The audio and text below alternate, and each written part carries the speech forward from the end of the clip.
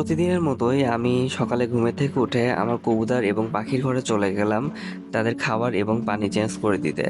কারণ তাদের খাবারের পাত্র এবং পানিটা চেঞ্জ না করলে তাদের অসুখ বিসুখ হওয়ার সম্ভাবনা অনেক বেশি হারে বেড়ে যায়। পাখি এবং কবুতরের পানি এবং খাবার চেঞ্জ করার পর আমি চলে গেলাম আমার মুরগির কাছে। কারণ গত ভিডিওতে দেখবেন যে আমার 2টা মুরগির বাচ্চার মধ্যে একটা মুরগির বাচ্চা মারা গিয়েছে।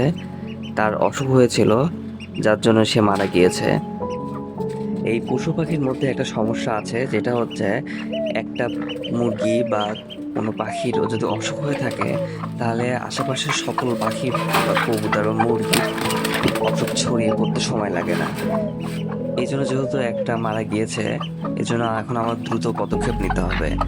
তাই প্রথমেই আমি আমার বড় মুরগিকে বাইরে বের করে দিলাম, কারণ সে থাকলে খাঁচার মধ্যে লাফালাফি করবে না হাত দিলেই।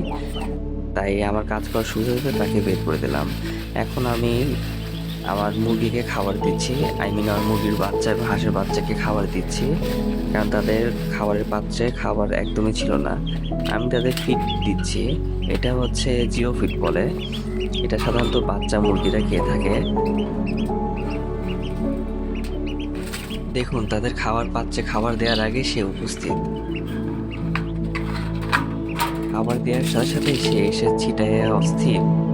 খায় কম, ছিটায় বেশি, নষ্ট করে বেশি।